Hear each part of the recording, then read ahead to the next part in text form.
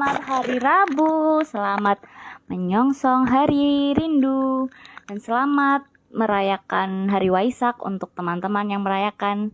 Dan kita akan memulai IG Talks kita pada hari ini. Kita sambil nunggu teman-teman yang lain ya. Kita juga akan undang pembicara kita yang udah siap-siap untuk sharing tentang ini udah ada Kak Xian Yao. Halo Kak. Kita undang ya Kak Sika dan Anex. Hai.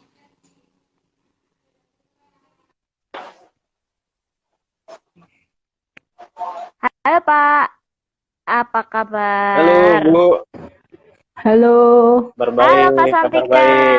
Selamat malam. Selamat malam. Selamat merayakan Hari Waisak ya untuk Kak Santika dan Anes. Ya, selamat Hari Waisak buat Ya. semuanya. Amitofo. Amitofo. Sadu. Aduh. Semoga semua umat berbahagia ya. Apalagi hari ini kita bertepatan banget dengan gerhana bulan loh. Ada cocokologinya nih enggak nih Kak? Kak Santika, cocokologi antara gerhana bulan dan perayaan Waisak.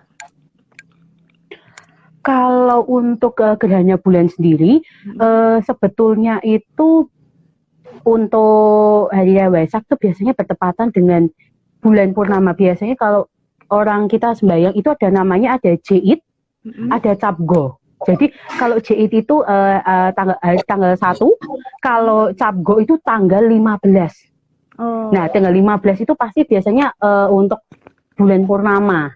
Seperti itu. Cuma hari ini spesial nih, bisa moonnya itu super blood tadi. Tadi saya dari Kelenteng, kami ada setelah saya sembahyang bersama itu kelihatan. Gitu, super bloodnya kelihatan dari bawah. Ya. Waktu setelah detik-detik sebentar kelihatan. Bagus banget. Iya ya. Mungkin sambil jelasin juga nih Kak, sebenarnya Tri Hari Suci Waisak itu kegiatannya apa aja sih? Mungkin Pak Anes bisa cerita nih Pak. Iya, terima kasih. Ini selamat Hari Raya Waisak, Bu Santika. Ini teman seperjuangan saya. Udah sangat lama, ini cukup lama nggak berjumpa karena COVID ya. Iya. Ya. Sama sekali. Terima kasih kepada Ibu Dita. Ini sahabat lintas iman kita semua di sini. Kalau bercerita tentang Waisak ya, hampir semua mungkin sudah tahu ya. Maksudnya kalau ngomongin Waisak tuh pasti dibilang, oh apa sih Waisak? Ya Waisak kalau disebutin secara kan Tri Suci Waisak. Tri Suci. Itu kan 3 peristiwa agung tuh ya, Tri Suci. Kenapa dibilang 3 itu? Tadi Cisantikan kan sudah bilang mengenai apa bulan purnama ya. Jadi peristiwa yang dilakukan itu kan kelahiran Siddhartha Gautama. Siddhartha Gautama mencapai penerangan sempurna atau menjadi sama Sang Buddha, dan Siddhartha Gautama wafat atau parinibbana. 3 peristiwa ini bertepatan di bulan purnama. Makanya kan kalau kita Waisak itu selalu melihat bulan yang sangat indah begitu. Itulah yang sebenarnya ini. Saya agak-agak goyang-goyang ya karena ini duduk lagi di apa namanya? Numpang di kafenya orang ini. Ya itu sih kalau ini Waisak secara ininya seperti itu, Bu. Ya. Mungkin buat teman-teman yang baru gabung nih, mungkin ada beberapa teman-teman kita kenalan dulu ya. Tadi ada Kak Santika ini ada dari Ketua Muda-Mudi Kelenteng Besar TKSI Semarang. Ya Kak ya? Itu kelenteng terbesar di Semarang ya Kak ya? Salah satu kelenteng besar dan tua ya, karena satu kelenteng itu ada 29 altar ya, 29 altar. Iya. Untuk Pak Anes sendiri nih, ya ini sahabat lama saya, dia dari Indonesian Buddhist Unity. Jadi 2 orang ini cukup eksis banget di komunitas Buddhis di Jakarta dan di Semarang. Lanjut lagi nih Kak, mau cerita-cerita lagi tentang tradisinya. Kalau misalnya di sebelum Waisak itu ngapain aja sih Kak? Kan tadi sebenarnya aku ikut Pak Anes nih Waisakan di BRJ. Jadi ada yang kemarin Kak Santika cerita ada apa mandi Buddha ya Kak ya? Ya, ada mandi Iya. Buddha, Ya betul. itu bisa diceritain dong Kak, apa sih menarik banget mandi Buddha Oh. nanti. Jadi mandi Buddha itu bertepatan di tanggal ini Senjit Sakyamuni Hut di bulan Singgwe. Jait itu pasti akan apa namanya ada namanya HUT atau yang kalau orang biasa taunya HUT ya hari ulang tahun, tapi kalau itu biasanya kita sebutnya Senjit gitu. Jadi hari ulang tahun juga hari apa namanya hari lahir. Hari lahir. Nah, maka dari itu kita ada mandi Buddha itu rupangnya menggunakan rupang yang waktu Sang Buddha lahir. Jadi rupangnya kayak rupang Buddha waktu semasa kecil. Seperti itu. Nah, kenapa sih kok ada apa acara mandi Buddha? Karena salah satu acara mandi Buddha yaitu ritualnya adalah menyucikan diri. Salah satunya kan karena kita menggunakan juga air ya. Seperti air suci. Nah, itu kita apa namanya sambil memandikan Buddha ya kan apa namanya untuk memperingati hari ulang tahun dan juga untuk apa biasanya memperingati kelahiran tuh biasanya seminggu sebelum hari Waisak itu biasanya Senji Sakyamuni seperti itu karena untuk Waisaknya sendiri tadi sudah dijelaskan sama Kak Anes tadi kan waktu bulan purnama karena pasti jatuhnya itu Capgo gitu waktu bulannya itu pas tepat bulat gitu. Jadi maknanya adalah penyucian diri ya Kak ya? Ya, salah satunya itu apa namanya penyucian diri untuk apa namanya acara mandi Buddha itu kan. Karena itu kan lahir kan ya, lahir melangkah terus kan apa namanya tangannya itu kan menunjuk ke atas. Waduh, sayangnya ini IG Talks kalau enggak bisa share foto ya, mungkin ya. Mungkin next time lah. Ya. Itu mungkin akan topik yang menarik ya. Ya, tentang seperti itu. Itu kita memandikan patung Buddha gitu ya, Kak? Atau seperti apa? Jadi apa namanya kita memandikan biasanya kan kita harus sembahyang dulu. Kemarin kalau yang saya lakukan itu di kelenteng itu kita sembahyang dulu semuanya, kita pradaksina. Setelah itu kita terakhir itu ada namanya mandi Buddha. Ya, kita pakai air gitu kan, air kita tuangkan dari atas sampai bawah. Biasanya kita pakainya air kembang gitu kan, baunya kan kayak wewangian. Karena di Budi sendiri ini kan kita punya beberapa namanya pernik kebudayaan ya, seperti adanya Pancasila bendera Buddhis, lalu ada juga namanya bunga. Jadi memang pernak-perniknya di situ tuh memang yang biasanya ada di altar. Seperti itu. Jadi Pak Anes merayakan ritual itu juga ya Pak ya? Kalau dari ini saya bercerita apa namanya, mungkin saya ini sama Cik Santika ini kan berbeda secara ini ya, kalau garis besar agama Buddha gitu. Tapi kan saya lahir besar itu di Blitar. Jadi mungkin kalau secara tradisi akan sedikit berbeda. Di Blitar itu kalau ngomongin keluarga panjang lagi nanti karena kan saya keluarga yang beda agama kan awalnya begitu. Jadi kalau di Blitar perayaan Waisak itu ya ini sembahyang ke wihara tidak ada kalau yang di tradisi Cisantika itu tadi karena memang tradisi di sana itu masih apa namanya Theravada kalau di Blitar ya tempat saya. Kalau teman-teman mau main di Ponggok tempatnya boleh itu. Itu satu desa kita punya 5 wihara. Banyak sekali. Nah itu masih apa namanya dan lebih banyak sih beberapa masih ada beberapa yang masih menganut kejawen ya masih apa tradisinya itu masih kuat gitu loh. Jadi kalau ini ya memang unik sih. Unik ya. Jadi aliran di Buddha itu juga banyak ya Kak ya? Aliran Buddha ada yang banyak. Kalau aliran banyak. Sebenarnya kalau aliran kalau saya boleh ini ya kalau aliran itu sebenarnya cuma 3 ya aliran. Jadi aliran itu sebenarnya hanya kalau ini kan ada Mahayana terus Theravada sama Tantra. Cuma kesini itu kan apa namanya semakin banyak gitu. Tapi kalau dari sumbernya sendiri sih ya nanti bisa dikoreksi lah kalau memang ini itu hanya 3 gitu loh. Cuma apa namanya, setiap ini sempalan-sempalan membuat majelis-majelis semakin banyak gitu. Jadi kalau ditanya aliran, ini bagus ini apa namanya, pertanyaannya biasanya kan, maaf ya dalam tanda kutip, beberapa itu bilang sekte ya. Jadi sebenarnya kalau aliran itu cuma 3, terus akhirnya mereka membentuk majelis-majelis begitu. Ya, jadi sebenarnya di dalam, karena kan kita sebagai yang awam tuh taunya oh Buddha itu satu, apalagi kadang-kadang kita identiknya orang Buddha adalah orang Chinese gitu.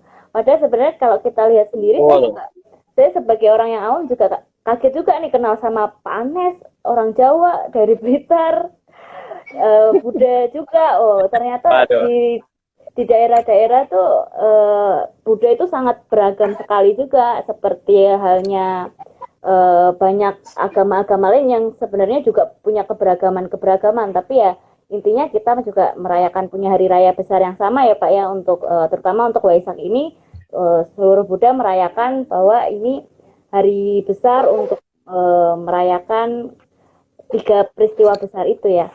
3 peristiwa besar. Tadi sih saya juga melihat hal yang unik juga adalah persembahan. Jadi orang-orang itu memberikan persembahan ke altar. Itu sebenarnya bisa diceritain nggak sih Kak Santika, itu apa aja sih persembahannya Kak? Oke, kalau persembahan ke altar ya, kembali lagi, kalau saya menurut dalam arti tradisi ya, karena tradisi sebetulnya itu untuk di altar itu adalah tatanan kosmologi. Artinya yaitu tatanan keselarasan, tatanan keharmonisan. Jadi kalau tatanan seperti di altar itu seperti tadi ada rupang, kalau saya di kelenteng itu ada gam. Gam itu rumah-rumahan, rumah-rumah yang bentuknya nanti untuk apa, di dalamnya nanti ada rupang. Setelah itu ada teh. Nah, setelah teh itu ada misalnya 4 macam sayuran. Lalu ada buah yang melambangkan 5 unsur. Ada seperti hiulu. Kalau menurut tradisi sih memang perlik kebudayaan ya, itu memang sangat banyak sekali. Cuma kalau memang di Budi sendiri itu paling tidak itu kan di altar kan kita punya rupang, lalu ada bunga, ada lilin itu 5 warna. Setelah itu ada air, sama satunya rupang, pelita, hiu. Hiu itu untuk melambangkan nama harum seseorang. Seperti itu. Kalau bunga-bunga itu apa Kak? Ada bunga teratai gitu-gitu ya? Identitas dengan kalau bunga itu sebetulnya kalau kita orang tuh melambangkan ketidakkekalan. Cuma memang kalau di di tradisi saya sendiri itu kan ada misalnya seperti Kuan Im Pusat itu dia lambangnya kan misalnya dia pakainya kan bunga sedap malam, misal seperti itu. Tapi sih tidak harus merujuk kembali lagi, karena itu kembali lagi ke kebudayaan. Paling tidak kalau di Buddhis tuh itu adalah melambangkan semisal tadi buah rasa ucap syukur. Maaf tadi saya ada ketinggalan. Buah itu rasa ucap syukur. Lalu untuk bunga itu lambang ketidakkekalan. Seperti itu. Kalau rupang Buddha itu sebagai objek lah ya, objek kita waktu berdoa sebagai maupun meditasi. Seperti itu. Jadi emang agama Buddha itu agama yang sangat ini ya, pakai inkulturasi terhadap kebudayaannya kuat ya. Betul. Makanya mungkin banyak aliran-aliran itu ya karena menyesuaikan dengan kebudayaan setempat ya, kayak misalnya mungkin kalau teman saya ada yang agamanya Buddha Jepang, itu dengan kekentalan budaya Jepangnya kan, agama yang dengan budaya Chinese pasti ada perbedaannya dengan yang lainnya gitu ya kayak. Cuma kalau Waisak ini kan identik dengan candi. Nah, sebenarnya apa sih yang menyatukan, kenapa kok candi gitu Kak, bukan kelenteng? Mungkin Kak Santika mungkin bisa jawab Kak. Begini, kalau kelenteng itu kan lahir dari agama rakyat. Jadi kelenteng itu bagian besar dari agama rakyat. Jadi makanya sebenarnya ceritanya panjang, kompleks ya, karena itu kan memang pembentukan kan dulu adanya Kuan Im Teng sebetulnya dari kelenteng itu. Seperti itu. Jadi kalau mau ngomong memang panjang. Jadi memang sejarahnya yaitu seperti salah satunya Candi Borobudur ya. Kalau kelenteng itu kan karena itu berasal dari agama rakyat. Sebetulnya agama rakyat dan itu sudah bercampur baur juga. Di kelenteng kan saya tiga Tridharma. Buddhis, Tao, Konghucu. Seperti itu. Jadi memang pemaknaannya saja sudah berbeda, Sistite. Begitu. Ya, kalau menurut saya karena itu kan dari agama rakyat dan asalnya dari Kwan Im Teng. Itu kalau mau belajar boleh lah nanti kita sharing lah. Cuma itu panjang soalnya.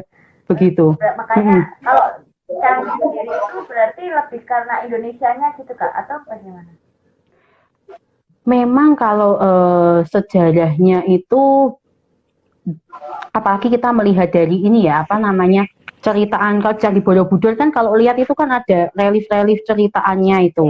Ya, Nah itu kan cerita-cerita juga dari apa namanya Tripitaka karena yang tadi seperti saya katakan memang sudah ada campuran bauran yang memang kalau yang seperti kelenteng itu kan karena tradisi lalu sudah apa namanya agama rakyat jadi itu seperti membentuk sendiri karena seperti yang tadi sudah dikatakan sama Kak Anes memang sebetulnya itu kan aliran yang tadi tiga itu Mahayana, Theravada dan juga Tantra itu yang besar itu kan setelah itu mereka kan akhirnya tadi membentuk sendiri seperti tadi ada yang Sistite bilang ada yang Nichiren Shoshu ya kalau yang Jepang itu mungkin teman-teman Sistite mungkin alirannya yang itu mungkin apa namanya dari Kanes nih mungkin yang lebih bisa nambahin nih ya mungkin Pak Anes bisa nambahin Pak silakan. Ya, saya terlalu menikmati percakapan dan suasana angin di sini yang sepoi-sepoi. Ya tadi apa berbicara mengenai candi ya. Candi itu kan dibilang salah satu tempat apa namanya tempat kita anggap sebagai tempat yang sakral atau tempat yang suci begitu. Terus kenapa identik dengan candi setiap ibadah dengan candi?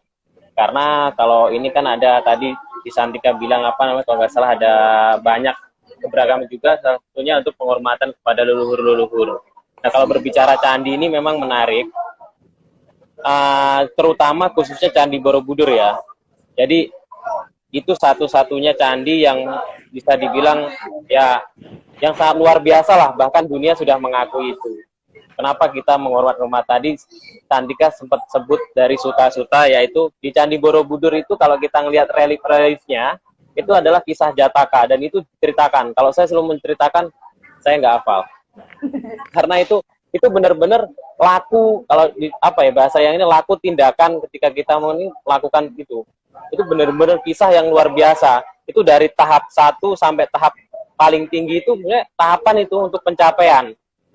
Nah, next kalau memang mau membahas itu lebih tepatnya di FGD sih. Karena itu menarik sekali kalau teman-teman ini karena untuk setiap tahapan-tahapan Borobudur itu ada tahapnya dan sampai tahapan tertinggi. Nah mungkin kalau bisa kami sebagai, terutama saya secara pribadi, sebagai seorang yang beragama Buddha, ya merasa sedih ketika Borobudur ini dikelola tidak ada campur tangan dari orang yang mengerti agama Buddha itu sendiri. Sehingga pembangunan atau tata kelola di Pugar itu tidak sebagaimana mestinya begitu.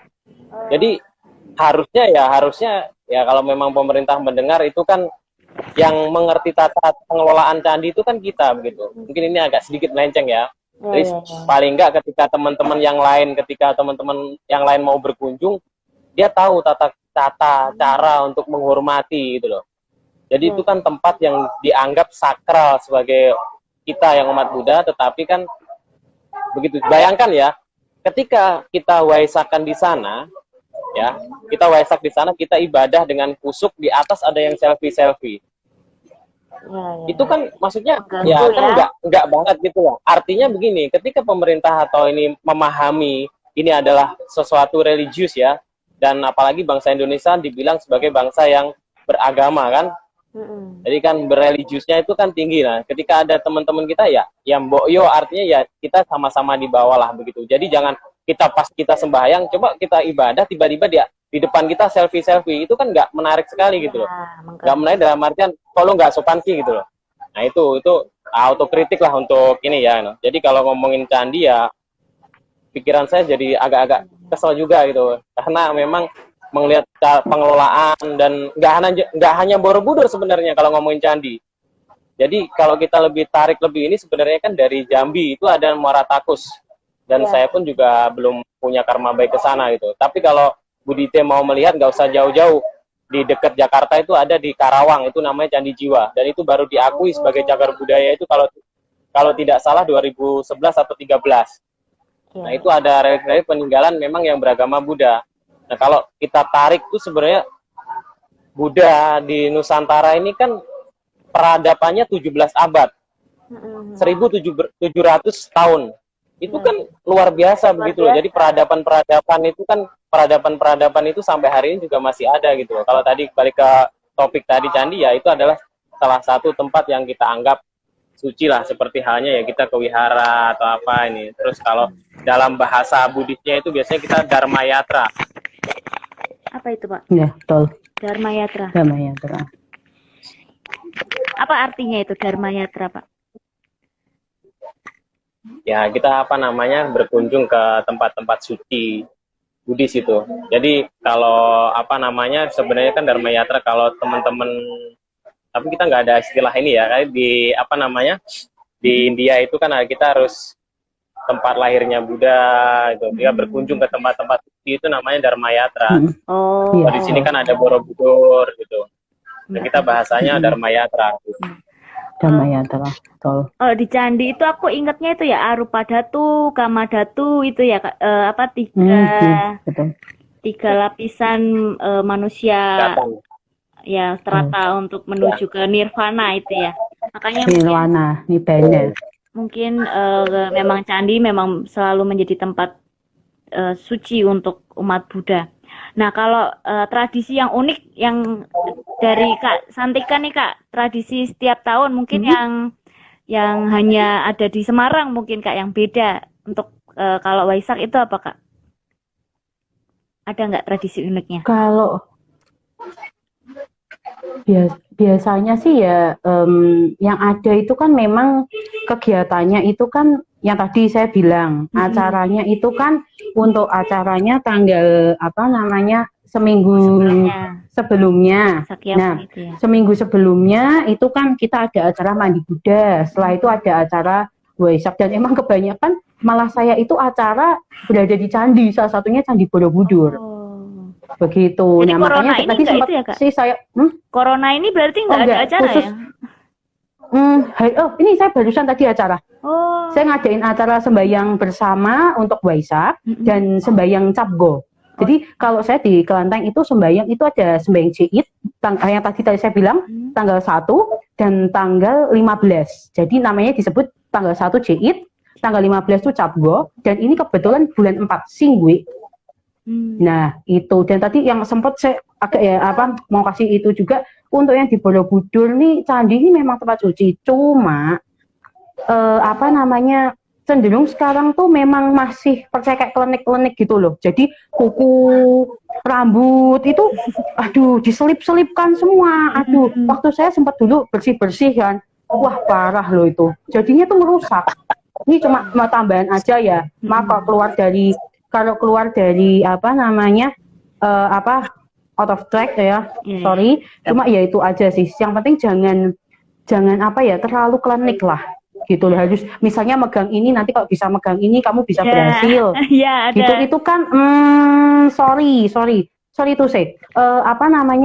Kadang mindsetnya loh yang harus kita maksudnya benarkan seperti itu. Jadi enggak terus nanti kalau titip kuku, rambut dan macam-macamnya itu hanya satu macam ya. Maaf, saya pernah bersih-bersih itu kayak botol-botol diselipin di situ.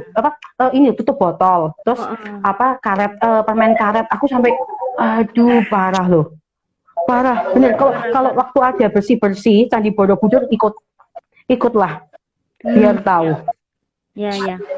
Ini pesen nih buat teman-teman yang biasanya kunjungin ke Borobudur, jangan kayak begitu karena itu tempat suci, tempat yang emang dikuduskan, disakralkan untuk beribadah ya Kak ya.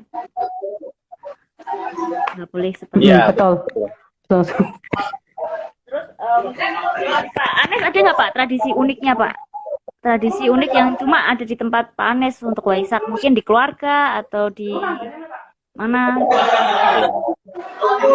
Tradisi tempat saya tuh ya kalau dibilang unik sih unik ya. Tadi apa namanya ada teman saya ini tadi yang meluruskan apa menambahkan ya Mas ya untuk tadi mengenai rupang itu salah satu simbol penghormatan. Terus Dharma Yata itu berkunjung atau berjalan ke tempat-tempat suci. Terima kasih ini Mbak Rini Pitaloka nih teman seangkatan sama saya ini. Nah, kalau berbicara tradisi unik, terutama saya di kampung ya, terutama di Blitar itu ya bisa dibilang belum lama ini saya juga sama apa namanya Kak Dite sama Kak Gilang kan kemarin bahas soal puasa ya.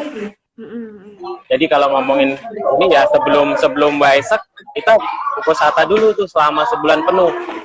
Nah, tradisinya yang mungkin dikenang di kampung tuh ya adalah kumpul-kumpul ya setelah tadi namanya kita sembahyang kan beribadah dengerin khotbah, pasti khotbahnya tentang 3 peristiwa agung tadi, yaitu maaf ya ini mungkin bukan bermaksud ini sangha atau apa, tetapi itulah yang selalu diulang-ulang dari ini sehingga ketika momen Waisak tuh pasti nanti pasti ngomongin ya Siddhartha lahir, Siddhartha mencapai purna sempurna, terus ya apa menjadi Buddha setelah wafat. Udah, itulah yang diulang gitu.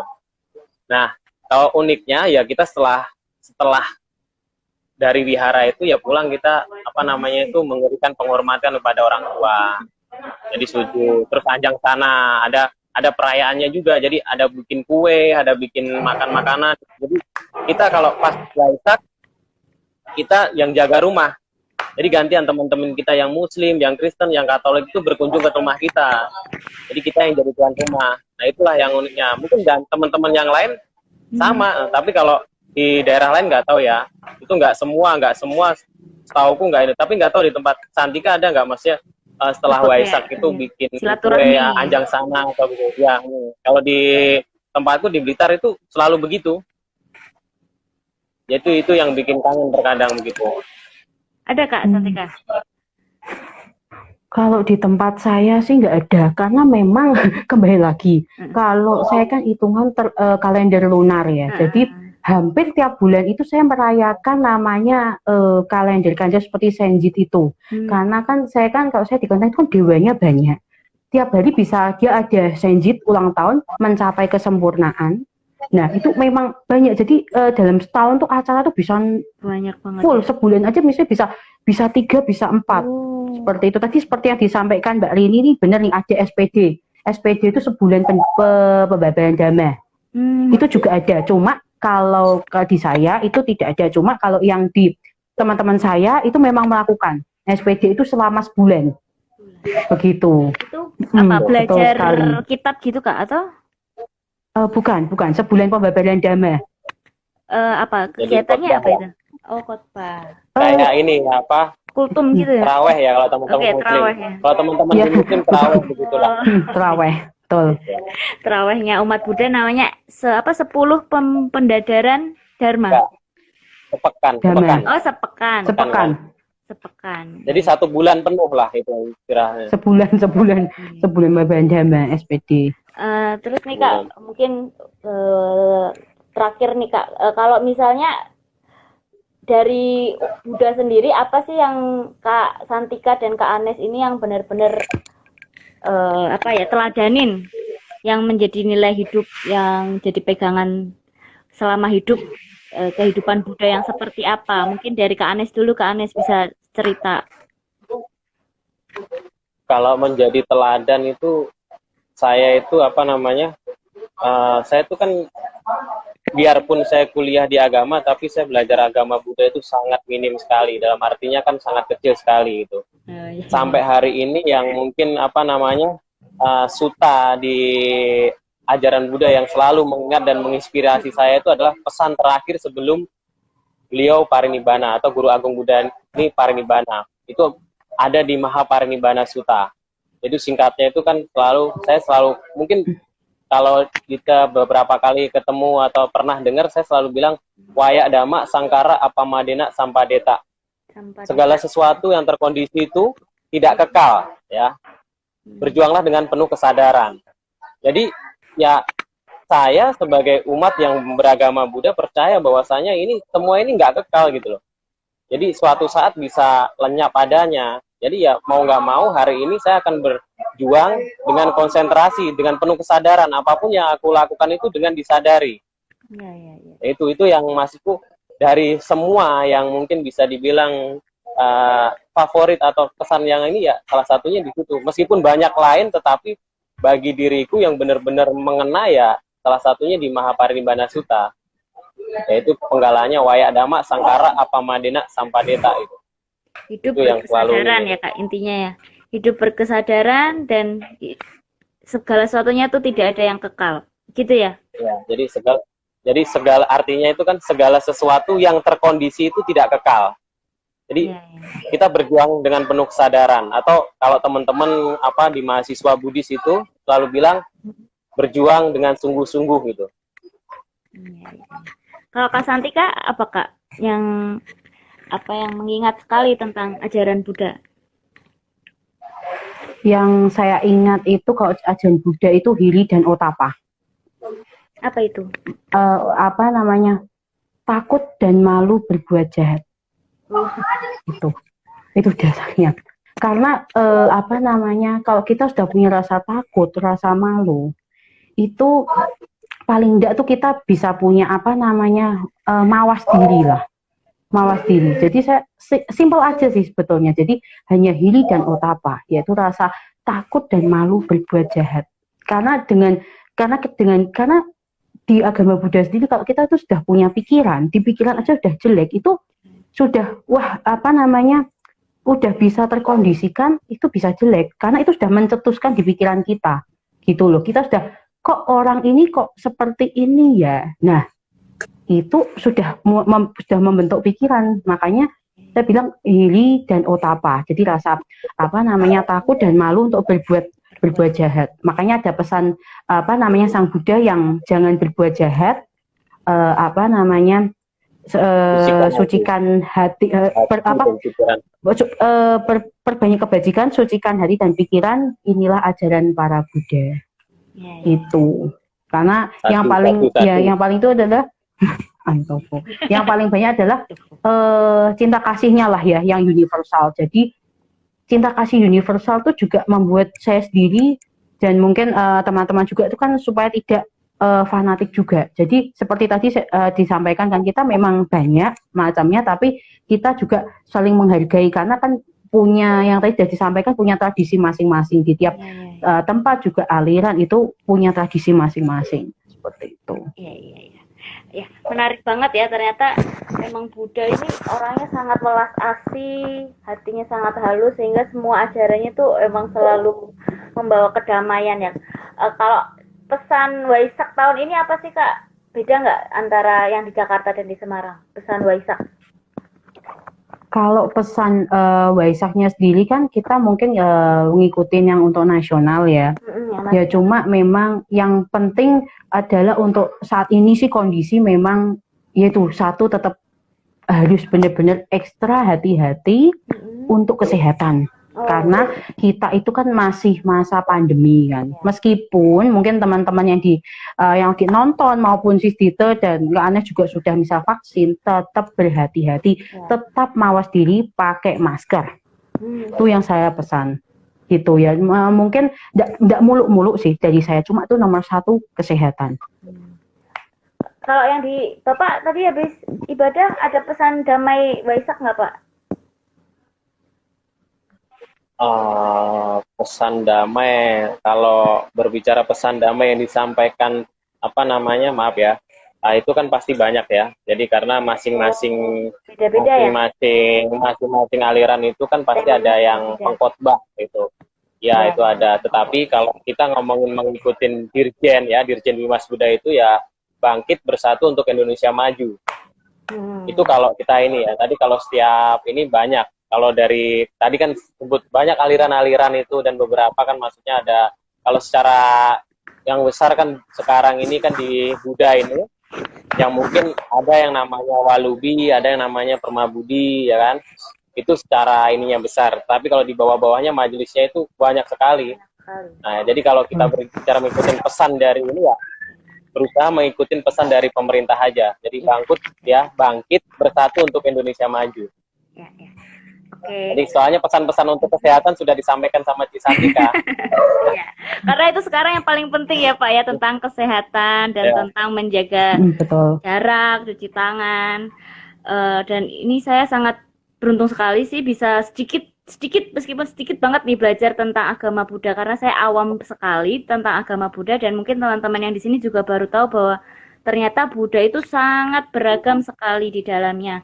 Ada yang banyak aliran, banyak sekte, tapi semuanya satu, yaitu Buddha yang cinta kasih, yang berderma, yang ini ya, yang sangat ya kita kenal sebagai Buddha yang sangat mencintai perdamaian. Nanti mungkin kita bisa bikin Q&A lagi sama teman-teman, yang terutama teman-teman yang pingin tahu dan pingin kepo banget. Karena waktu dulu saya pernah Kak kunjungan ke Vihara Kelenteng, dan saya emang selalu amazing sih dengan Kelenteng dan Vihara, karena interiornya sangat menarik, terus juga warna-warnanya mencolok, terus persembahannya juga sangat bagus. Itu semua saya kayak pengen tahu banget gitu, kenapa sih kok Buddha seperti ini, kenapa kok orang-orang Buddhis tuh kayak seninya juga selalu bagus, terus banyak kebudayaan yang bisa ngeblend gitu di dalamnya. Nanti mungkin kita akan bikin di sesi yang selanjutnya. Dan sekarang saya mau nutup. Terima kasih banyak Kak Santika dan Kak Anes atas waktunya. Kita boleh mengenal sedikit tentang Waisak, kita boleh tahu sedikit tentang hari raya yang sangat besar ini, dan kita beruntung banget ini gerhana bulan. Semoga bertanda baik untuk semesta raya ini. Terima kasih ya Kak, sampai jumpa. Ya, sampai jumpa. Selamat malam, selamat Hari Raya Waisak semuanya. Selamat Hari Raya Waisak Kak. Amitofo. Amitofo. Amitofo. Amitofo.